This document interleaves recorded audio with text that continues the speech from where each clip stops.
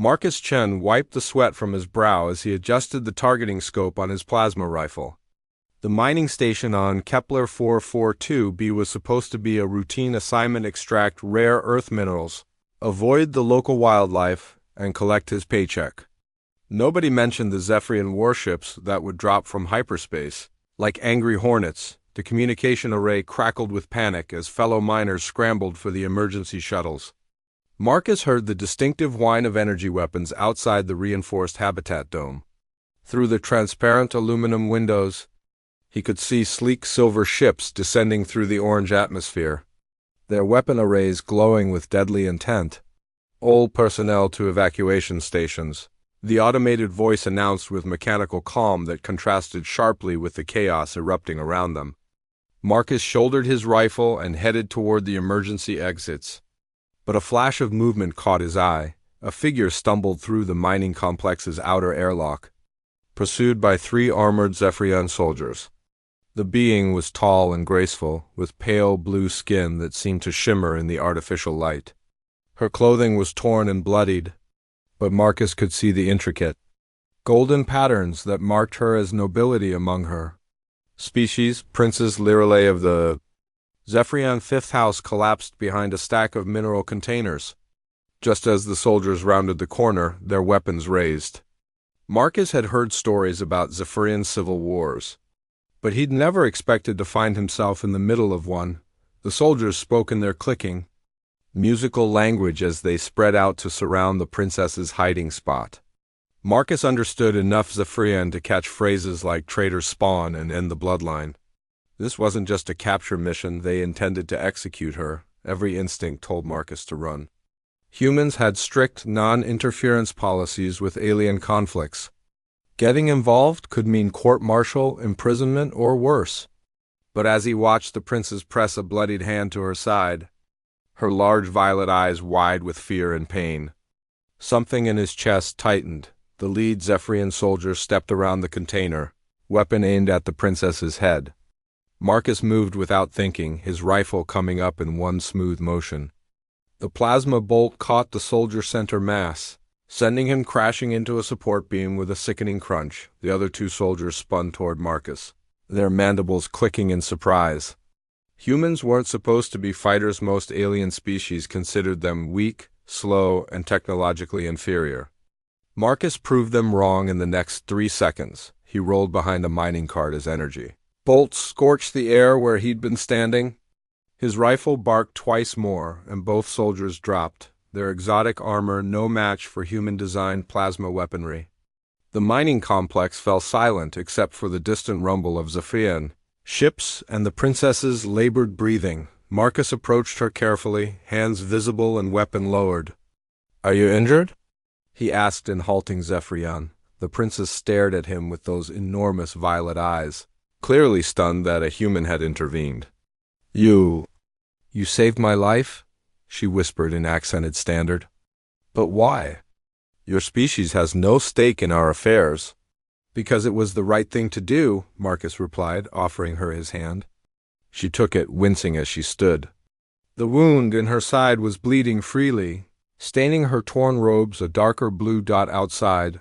The sound of approaching footsteps echoed through the complex. More soldiers were coming, drawn by the weapon fire. Marcus quickly assessed their options. The evacuation shuttles were on the other side of the facility, and the princess was in no condition to run.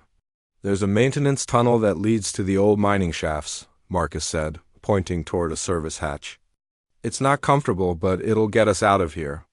The princess nodded weakly, pressing her hand tighter against her wound. "I am Princess Lirelei. If we survive this, I will not forget your courage, human."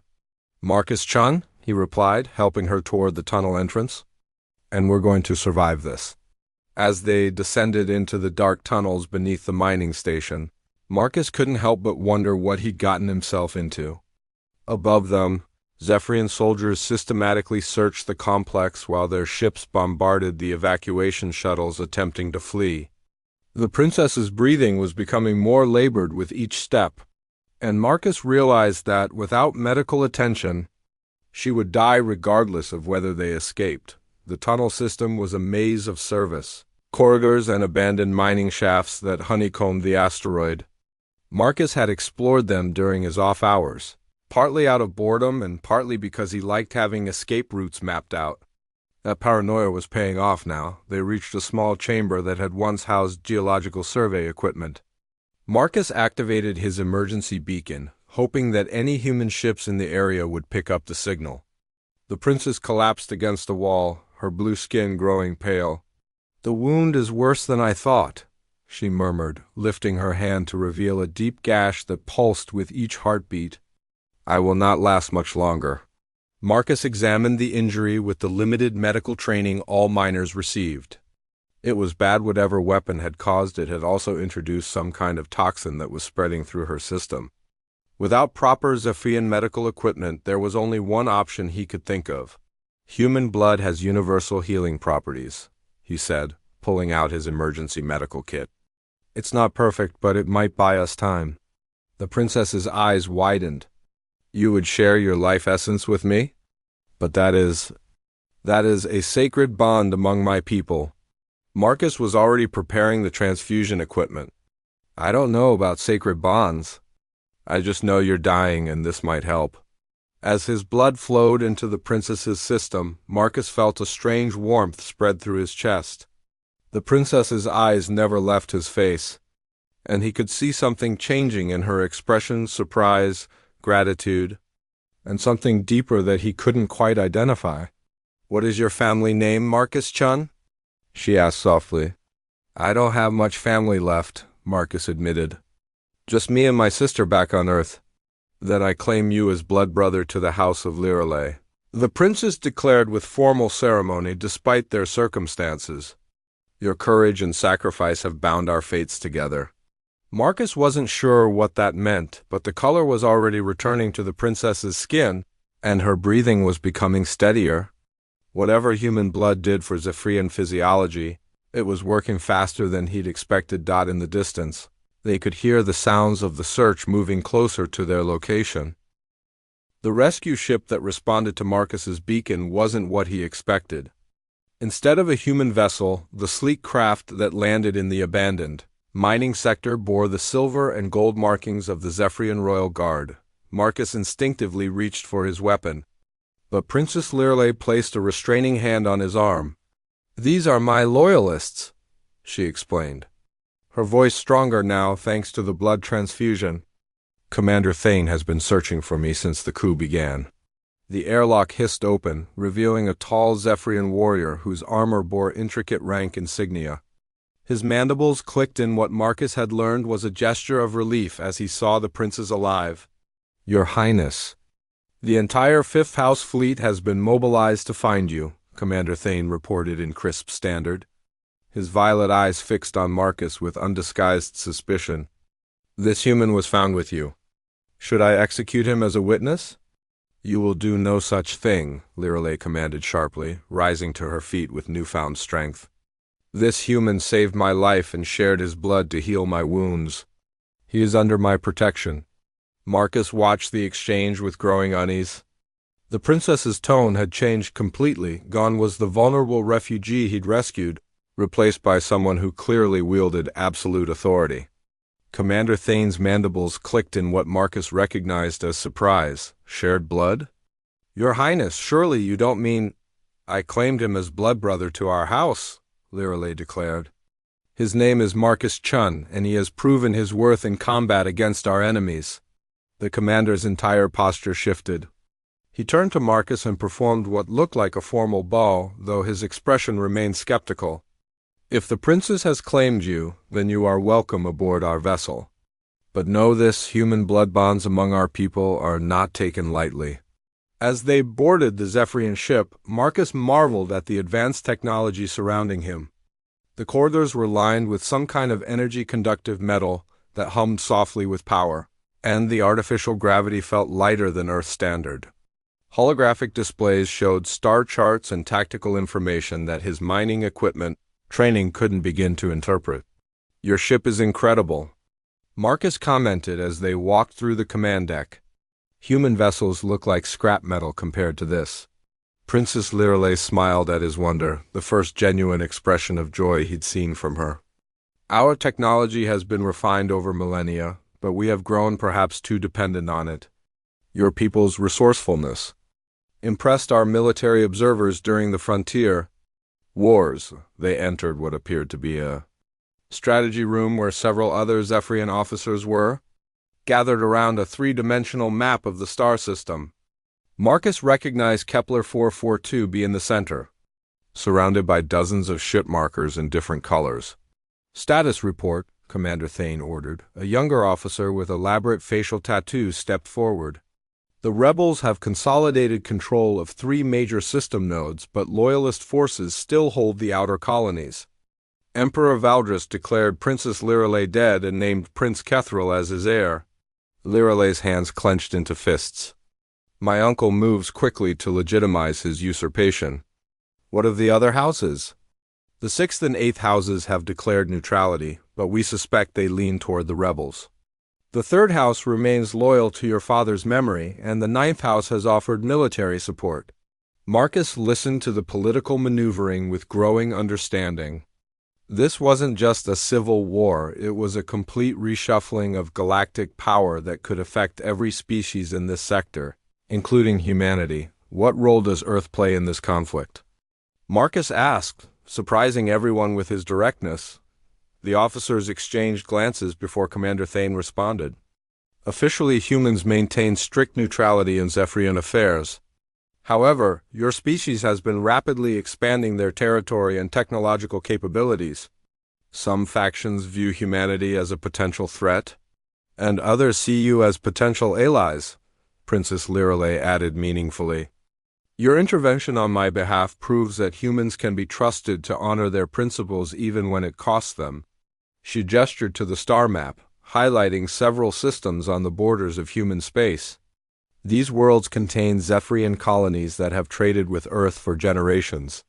If the rebellion succeeds, those relationships will be severed, and your expansion into this sector will be permanently blocked. Marcus studied the map with new understanding. The princess wasn't just asking for his help out of gratitude, she was offering him a chance to secure humanity's future in this region of the galaxy. The blood bond she'd claimed wasn't just ceremonial. It was political leverage. What exactly are you asking of me? Marcus said carefully. Return to Earth, Lirale replied. Present our case to your government. The rebels have made alliances with species that view humans as inferior and expendable. If they win, your people will face coordinated opposition to any further expansion. Commander Thane activated another section of the star map, showing ship movements near the Sol system. Intelligence suggests that Korthak raider fleets are already positioning themselves to strike human shipping lanes. They wait only for confirmation that the rebellion has succeeded. Marcus felt a chill run down his spine. The Korthak were known throughout the galaxy as ruthless pirates who showed no mercy to crews or civilians. If they were planning coordinated attacks on human space, thousands of innocent people would die. I'm a mineral surveyor, not a diplomat, Marcus protested. What makes you think Earth's government will listen to me? Princess Lirale stepped closer, and Marcus found himself looking into those remarkable violet eyes again. Because you have something no other human possesses, proof that Zephyrians can be trusted allies. My blood flows in your veins now, and yours in mine. That bond cannot be faked or replicated. She gestured to a medical scanner that one of the officers had activated. The device showed Marcus's genetic pattern overlaid with subtle Zephyrian markers that pulsed in sync with his heartbeat. Any Zephyrian medical scanner will confirm the bond, she continued. It is physical proof that a member of the royal family trusts you with her life. In our culture, that means everything. Marcus realized he was being offered something unprecedented in human-alien relations, genuine partnership rather than the careful, distant diplomacy that characterized most interspecies contact. But the weight of responsibility was enormous. If I do this, if I convince Earth to support your claim to the throne, what happens then? He asked. Then we forge an alliance that will benefit both our species for generations, Lirale replied. Humans gain access to Zephyrian technology and protected expansion routes. Zephyrians gain allies who understand the value of courage and sacrifice. Commander Thane stepped forward with what appeared to be a formal document displayed on a portable hologram projector. "There is one more matter, Your Highness." The blood bond ceremony was performed under emergency conditions. To make it legally binding under Imperial law, it must be witnessed and recorded. Princess Lirelei nodded solemnly. "Marcus Chun of Earth, do you accept the responsibilities and privileges of blood brotherhood with the House of Lirelei? Do you swear to defend our honor as we will defend yours?" Marcus looked around the room at the assembled officers, all watching him with expressions ranging from curiosity to skepticism. He thought about his quiet life as a mining surveyor, about his sister who would worry when he didn't return on schedule, about the millions of humans who had no idea their future might depend on decisions made in this moment. "I accept," he said. Firmly, the words echoed through the chamber with a finality that seemed to change. Something fundamental about the air itself. Princess Lirelei smiled, and for the first time since he'd met her, Marcus saw hope in her eyes rather than mere determination. The journey to Earth took 2 weeks aboard the Zephyrian stealth ship Void Whisper. Marcus spent the time learning about galactic politics, Zephyrian culture, and the complex web of alliances that kept hundreds of species from constant warfare. Princess Lirelei proved to be an excellent teacher, patient with his questions and surprisingly curious about human society. "Your species fascinates our scholars," she admitted during one of their sessions in the ship's library. "Most civilizations develop either advanced technology or strong social bonds, but rarely both. Humans seem to excel at cooperation while maintaining individual initiative." Marcus studied a holographic display showing human territorial expansion over the past century. "We've always been explorers. Maybe it's because Earth is such a dangerous world compared to most inhabited planets. We learned early that survival meant working together." "Dangerous how?" Lirelei asked, her violet eyes bright with curiosity. "Whether that can kill you in minutes. Predators that hunt in coordinated packs, diseases that constantly evolve to overcome our defenses," Marcus explained.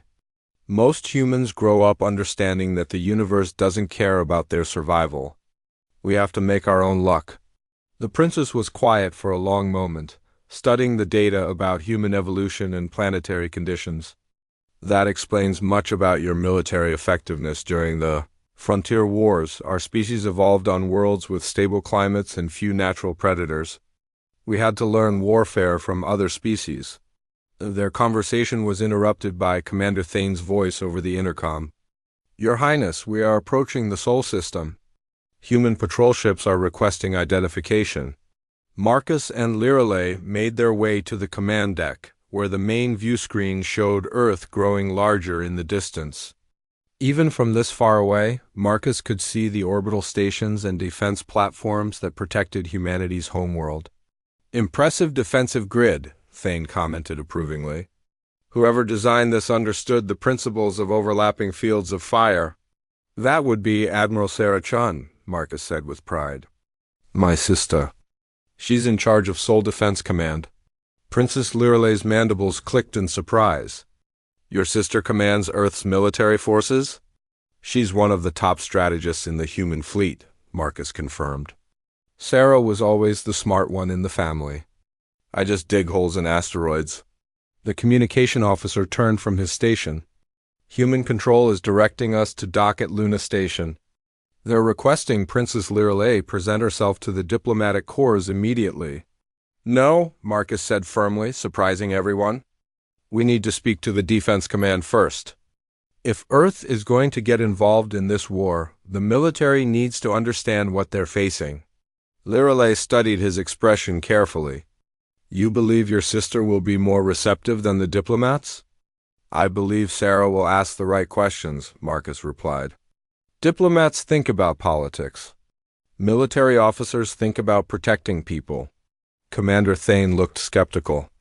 "Your defense command may view our arrival as a threat.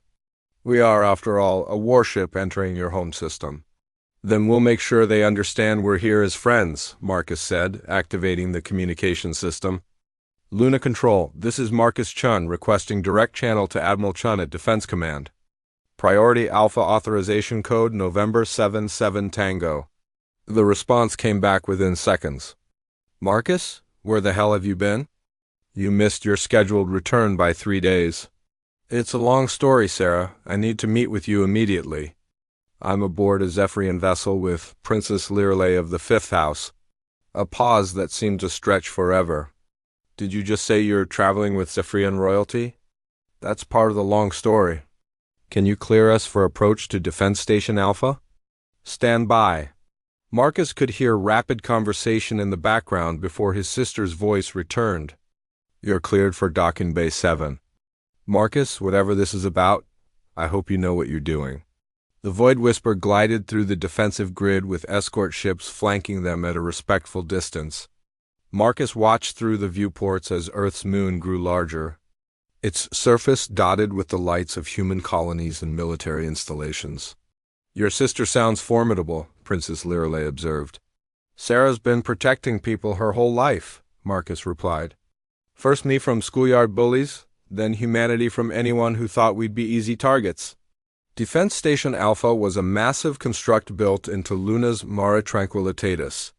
As they docked, Marcus could see ranks of human warships in the surrounding space-sleek vessels that looked primitive compared to Zephyrian technology but were built for one purpose, winning battles. Admiral Sarah Chun was waiting in the docking bay with a full honor guard and what appeared to be half the senior staff of Defense Command.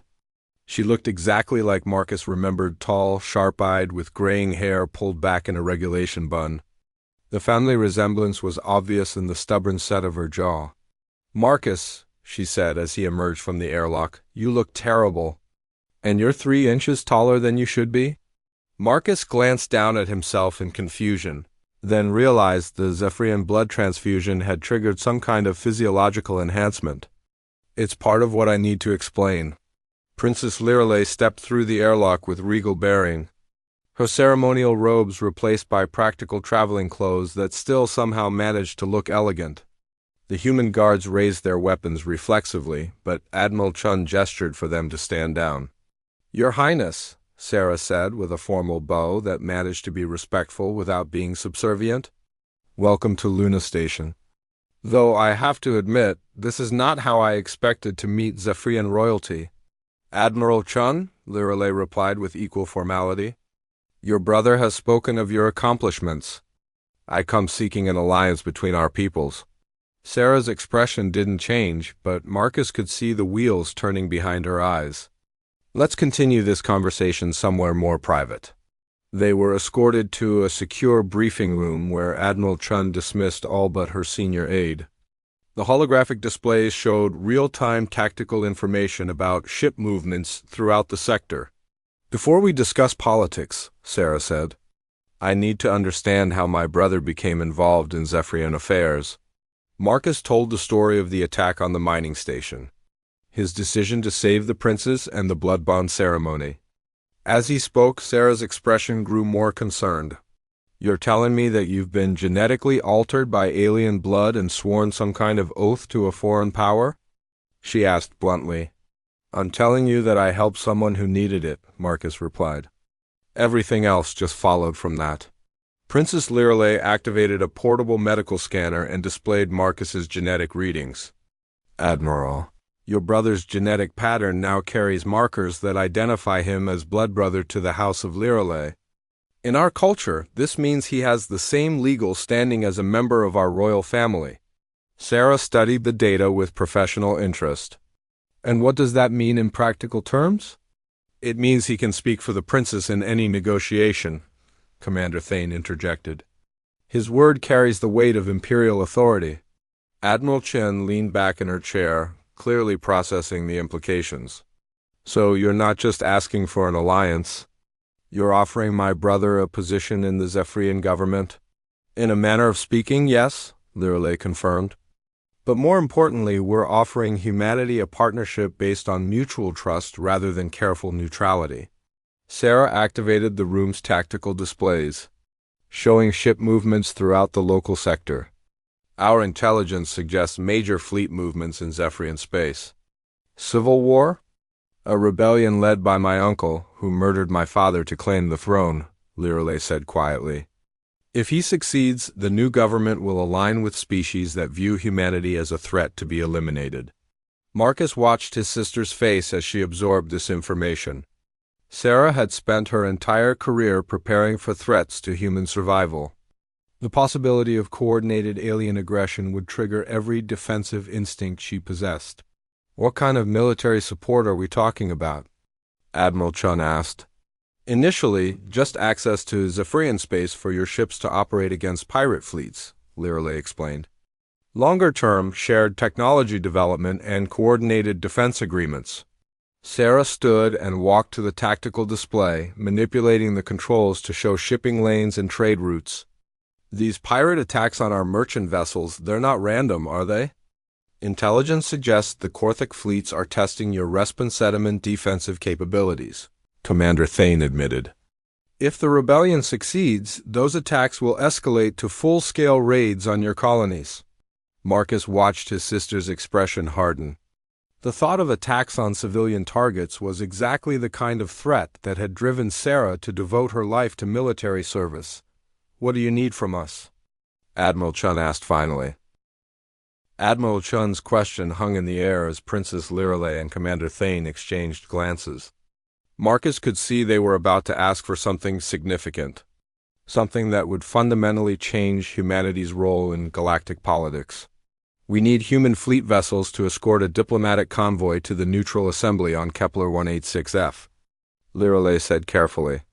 The assembly is where the great powers gather to mediate conflicts. If I can present my case there with human support, it will legitimize my claim to the throne.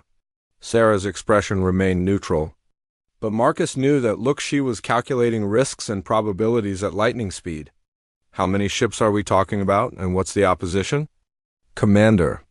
Thane activated a holographic star chart showing the route to Kepler 186F. A minimum of 6 human warships would be required to match the escort strength that other claimants will bring. However, the rebels have positioned attack fleets along multiple approach routes. They're trying to prevent you from reaching the assembly at all, Marcus observed. Precisely, Lirale confirmed. My uncle knows that if the other species hear my testimony, they will question the legitimacy of his rule. The blood bond with your brother adds weight to my case. It demonstrates that even humans, who are notoriously careful about alien alliances, trust my word. Admiral Chun manipulated the star chart to show defensive positions around human space. 6 ships is a significant commitment. I'd need authorization from the Colonial Defense Council, and they'll want guarantees about what humanity gains from this arrangement. Technology transfer, Lirale said immediately. Full access to Zephyrian advances in energy weapons, faster-than-light communication, and defensive shielding. Additionally, exclusive trading rights with the Zephyrian colonies in this sector. Marcus watched his sister's eyes widen slightly. Those technologies represented decades of advancement for human civilization. Capabilities that could revolutionize everything from interstellar travel to planetary defense. There's more, Commander Thane added. Princess Lirale has the authority to grant humans protected status under imperial law. Your ships would have safe passage through all Zephyrian territory, and your colonies would be under our protection. Sarah was quiet for a long moment, studying the tactical implications. And if the princess loses? If the rebellion succeeds? Then humanity will face coordinated aggression from multiple species who view your expansion as a threat, Lirale said bluntly. The rebels have already made agreements with the Korthic pirates and the Valen Confederacy. They plan to contain human space within current borders and eliminate any colonies that exceed those limits. Marcus felt a chill run down his spine. The Valen were known for their systematic approach to warfare and their policy of complete planetary sterilization when they claim new territory. If they joined forces with the Korthic pirates and rebel Zephyrian fleets, human civilization would be fighting for survival. How long do we have to make this decision? Admiral Chun asked. The assembly convenes in 3 weeks, Thane replied. The journey to Kepler 186f takes 10 days, which means we would need to depart within the next few days to arrive on schedule. Sarah activated her command console and began pulling up fleet readiness reports. I can have 6 ships ready within 48 hours, but I need official approval from the Council. Marcus, I'll need you to testify about what you witnessed on that mining station. Marcus nodded, understanding that his sister was putting her career on the line. Committing human fleet vessels to support a foreign government was a massive decision that could be seen as an act of war by the rebels. There's something else you should know, Princess Lirelei said quietly. The blood bond has enhanced your brother's physical capabilities. Zephyrian blood carries nanoscale symbiotic organisms that improve healing, increase strength, and extend lifespan. These changes are permanent. Admiral Chun stared at her brother with new understanding.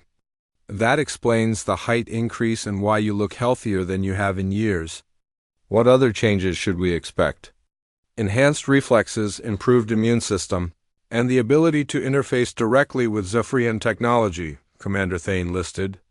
In essence, Marcus has become a living bridge between our species. Marcus tested his grip on the arm of his chair and was surprised by how easily the metal deformed under his fingers. I'm still getting used to it myself, but it might be useful if we end up in combat situations. We? Sarah raised an eyebrow. You're not seriously thinking about joining this diplomatic mission? I have to, Marcus replied firmly. The blood bond means I'm the only human who can speak with full authority for Princess Lirelei. If this goes bad, if shooting starts, she needs someone she can trust completely. Admiral Chun looked like she wanted to argue, but Marcus could see her strategic mind accepting the logic. Fine, but you're going as a civilian advisor, not a combatant. I won't have you getting yourself killed playing soldier. Actually, Commander Thane interjected, according to Zephyrian law, Marcus now holds the military rank equivalent to a human colonel. The blood bond grants him command authority within our forces. Sarah's expression darkened. Over my dead body. My brother may be enhanced, but he's not trained for fleet command. Then perhaps he should receive that training during the journey to the assembly, Lirelei suggested diplomatically. Commander Thane is one of our finest tactical instructors.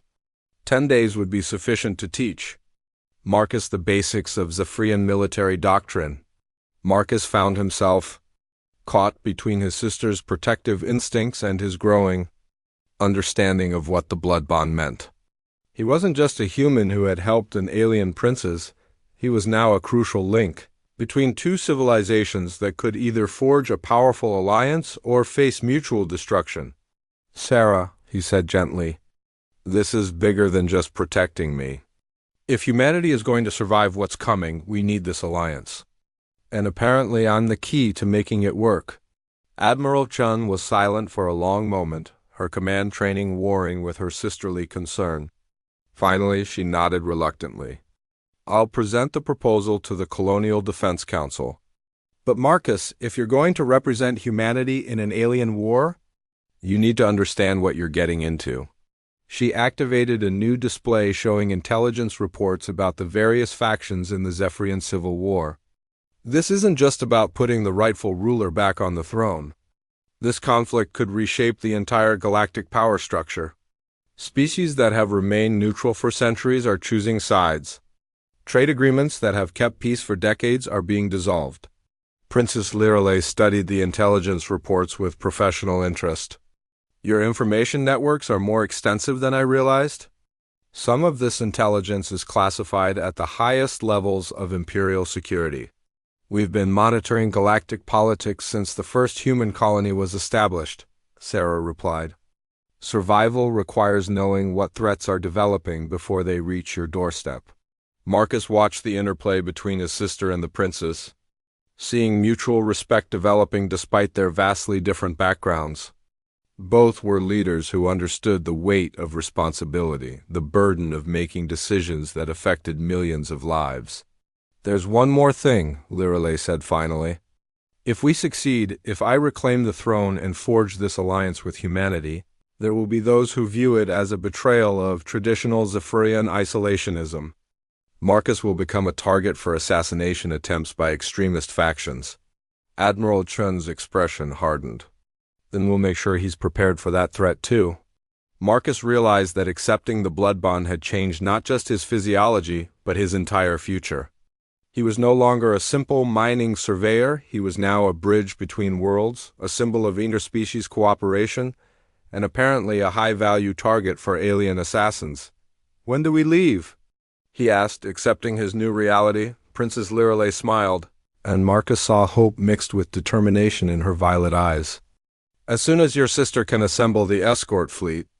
"Commander Thane, begin preparations for departure. We have a throne to reclaim and an alliance to forge."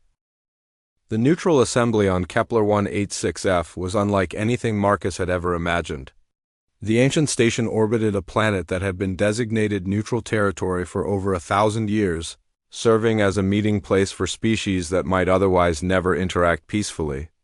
The structure itself was a marvel of cooperative engineering, with architectural sections representing dozens of different civilizations as their combined fleet approached the station. Marcus stood beside Princess Lirelei in the observation deck of the Determination. The past 3 weeks had changed him in ways he was still discovering. The blood bond had enhanced not just his physical capabilities, but also his understanding of galactic politics and military strategy. "The Assembly has granted us a full hearing," Commander Thane reported as he entered the observation deck. "Representatives from 47 species will be present, including the Korthic Syndicate and the Valen Confederacy." "Our enemies want to see how we present our case," Lirelei observed. "They're confident that the Assembly will reject an alliance between Zephyrians and humans." Marcus studied the various ship designs surrounding the station's sleek Andromedan cruisers, massive Titan Empire battleships, and the distinctive crystalline vessels of the Silicon Collective. Each represented a civilization with its own interests and prejudices. "What exactly will you tell them?" Admiral Chun asked as she joined the group. Her fleet had performed flawlessly during the journey, earning grudging respect from even the most traditionalist Zephyrian officers. "The truth," Marcus replied simply. "That cooperation between species produces better results than isolation or domination."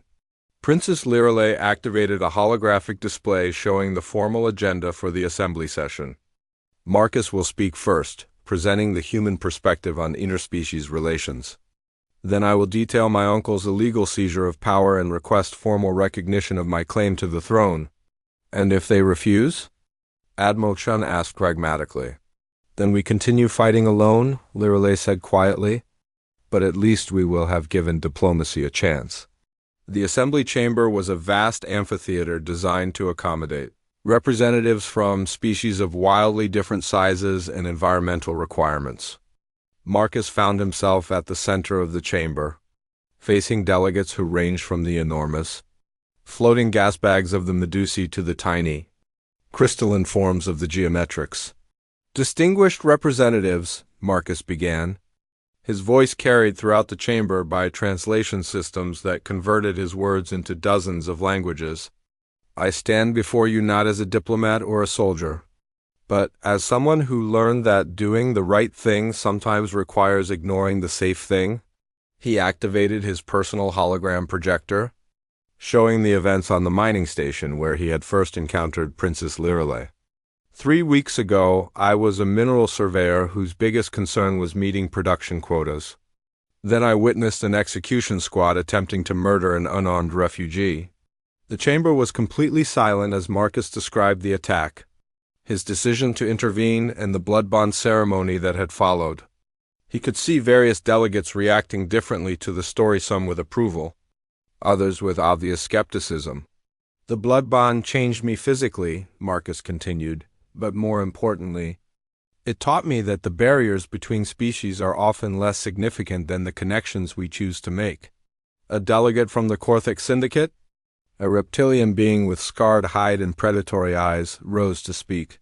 "Human, you speak of connections, but your species has expanded aggressively into territories claimed by others. How do we know this alliance is not merely a way to legitimize further human expansion?"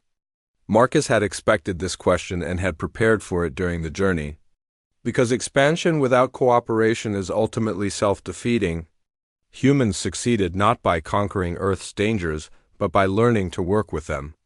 We domesticated wolves instead of exterminating them. We learned to navigate oceans instead of fearing them. He gestured to the diverse assembly around him. Every species here has survived by adapting to challenges.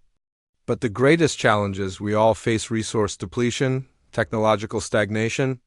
External threats from unknown regions of space can only be addressed through cooperation. A melodious voice from the Silicon Collective delegate resonated through the chamber. You speak of cooperation. Yet your blood bond with Princess Lirelei represents a unilateral action that bypassed established diplomatic protocols. Princess Lirelei rose gracefully from her position in the Zephyrian delegation. Honored Collective, the blood bond was performed under emergency conditions to save my life. However, its implications extend far beyond personal gratitude. She activated displays showing technological readouts and star charts. In the 3 weeks since the bond was formed, human and Zephyrian researchers have collaborated on projects that neither could have achieved alone. Faster-than-light communication improvements, defensive shielding enhancements, and energy weapon optimization. Marcus watched the delegates' reactions as they absorbed the technical specifications. Several species had been trying to develop similar technologies for decades without success. More significantly, Lirelei continued, the blood bond has created a living symbol of interspecies trust. Marcus Chun carries genetic markers that can be verified by any medical scanner. He is living proof that Zephyrians and humans can forge bonds stronger than political convenience. The Valen Confederacy delegate, a tall being whose metallic exoskeleton gleamed under the chamber lights, activated its communication systems. Princess Lirelei, your uncle claims you are a traitor who has sold Zephyrian secrets to aliens. How do you respond to this accusation?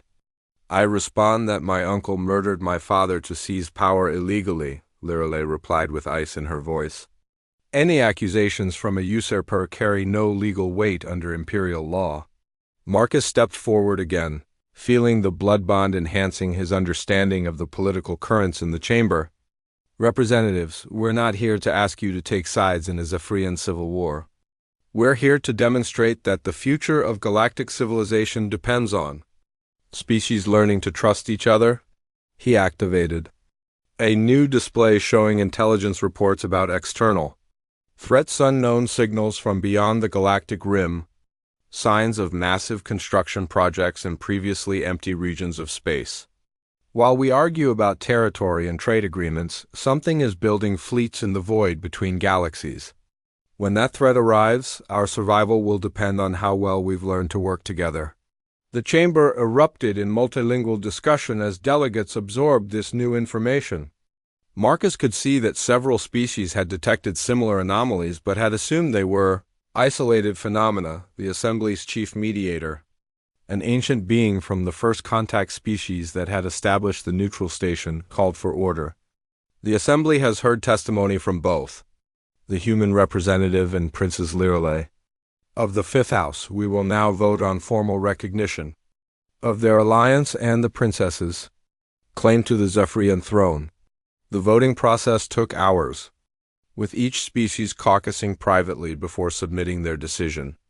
Marcus waited in a small observation chamber with Princess Lirelei and Admiral Chun, watching the status displays that showed the tally building slowly.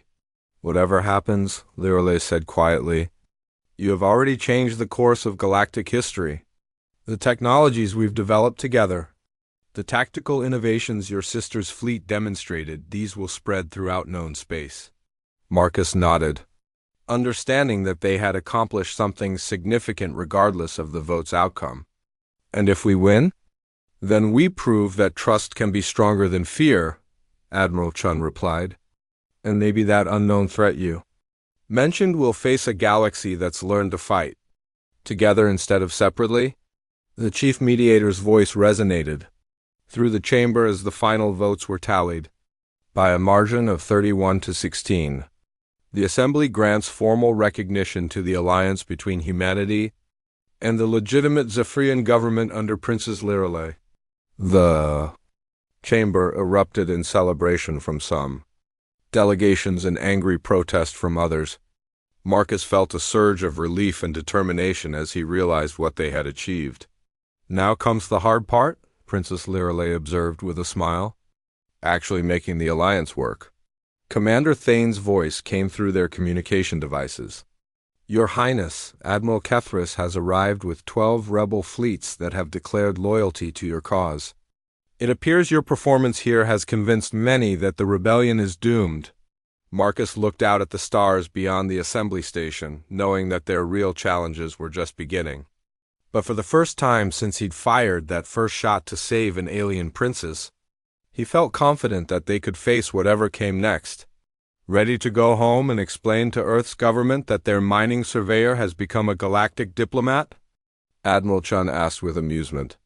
"Ready to help build something better than what we had before," Marcus replied, watching as human and Zephyrian ships began forming joint patrol formations.